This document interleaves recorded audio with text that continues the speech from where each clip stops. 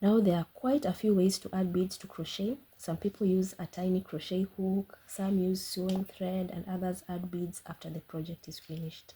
Today I'm going to show you the method I personally use most often because I find it secure, neat, and easy to repeat once you get the hang of it. We'll be using the tentacles from my Crochet Octopus pattern as an example. If you'd like to make your own octopus, you'll find the links to the pattern in the description box below. I'll also link another video in the description box that shows several other bead techniques if you'd like to experiment and see what works well for you. The first thing you need to think about is the size of your beads. For this smaller size octopus, you can see there are a bit different sizes. For this one, I used fingering weight yarn and a 2mm crochet hook. And for this one, I've used DK yarn and a 3mm crochet hook. So you can see the size difference. For this one, I used smaller beads. These ones were around 2 to 3mm. And for this larger octopus, the one that I'll be working on today, I'll be using beads that are around 6mm in size. So it really depends on your preference and it depends on what you're working on and the look that you're after. But the most important thing is that the hole on the bead is large enough for your yarn and your needle setup. Oh, there goes a bead. So you can see I usually like to test them out. I'll take the needle that I'll be using and take the back end and insert it through to make sure there's no friction and it goes in quite easily. And that's how I know this is going to work for the project I have. So if you're making this octopus, before committing to a bead size, I always recommend maybe making a sample tentacle and seeing how the beads look and if you like the spacing of it. And that's exactly what I did when designing this tiny octopus. I crocheted one tentacle first to see how many beads looked right. And after a bit of experimenting, I found that I liked around 10 to 12 beads around the tentacle. And once I knew that, it was easy to calculate how many beads I'll need for the entire octopus. And because I would rather have extra beads than discover I'm short by 3 beads at the end, frustration, I always load a few extras onto the yarn.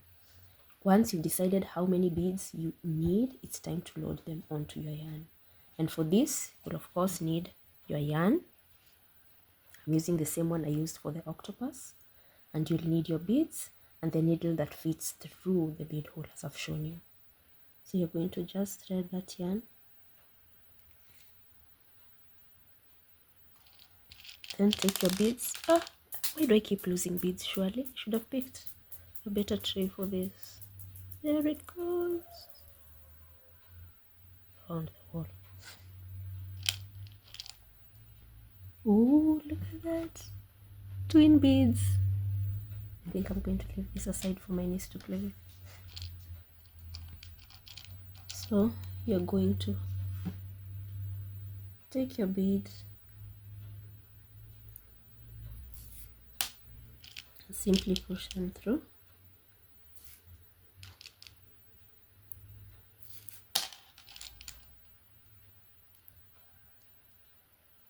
This usually goes a bit faster, but now that I'm losing beads, let me just do it slowly.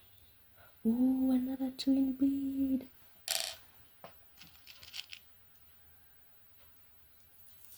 Ooh, another one.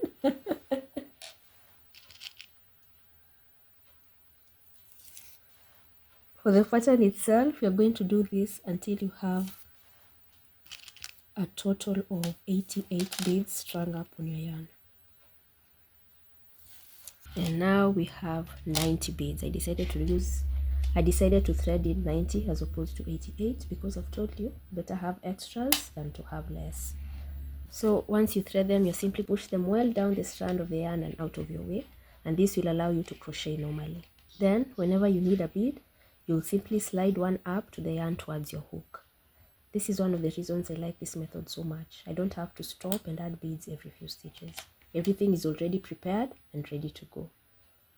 So this is the length you'll need for your tentacle. You can see the number of chains I've put in. Then you're going to single crochet in that first stitch.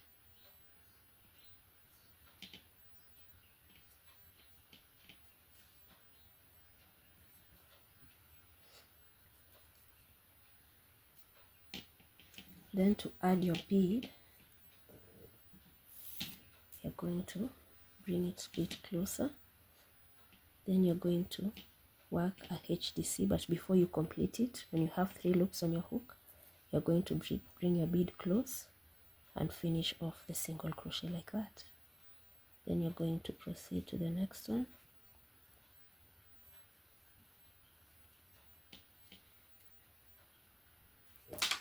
Then again, like that. When you have 3 loops on your hook, you're going to bring up a bead very close to it, then finish off that stitch. So you can see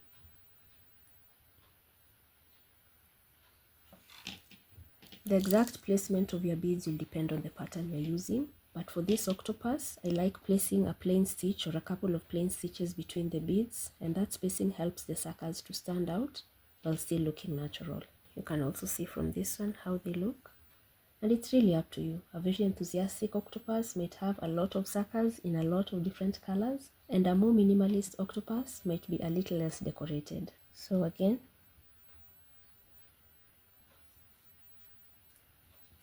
we'll go on to the next stitch that doesn't have a bead.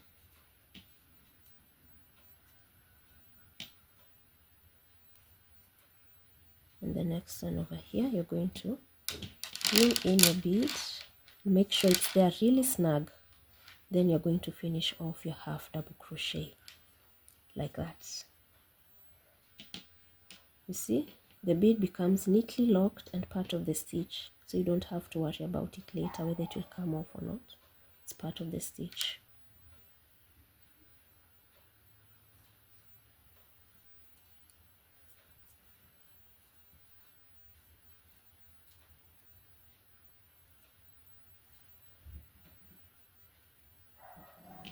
The process, if you're using a double crochet, is quite similar to half double crochet.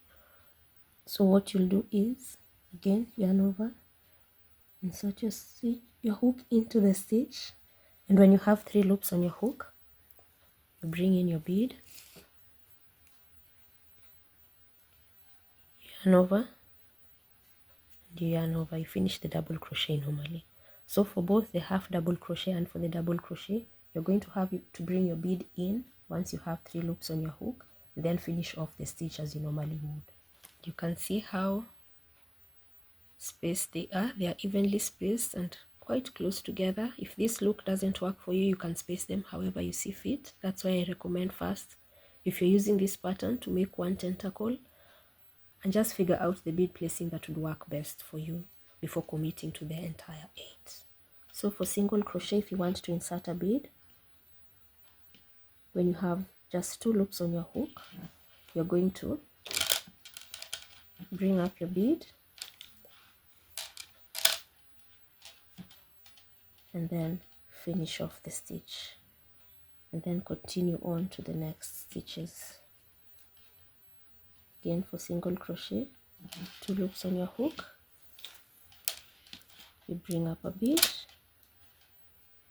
and there you have your bead.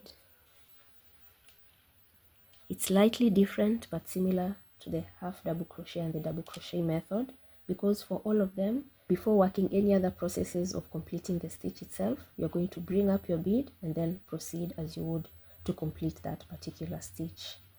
And that's it. That's how you work beads into your crochet. Look at that. And see with this one over here, the bead is very secure in that stitch.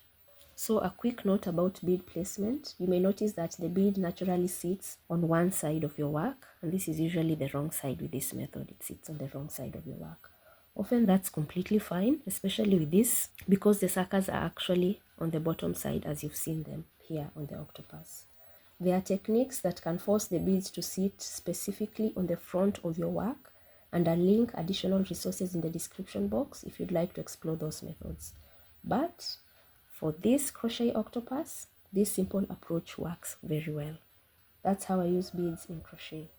It's a simple technique, but it can add so much texture and color and personality to your projects. So whether you're making this particular octopus or experimenting with your own designs, beads are a wonderful tool to have in your crochet toolbox. If you'd like to make your very own crochet octopus, you'll find the pattern linked in the description box below and everywhere else where links can be linked. This also makes a really nice fidget toy. I just can't stop doing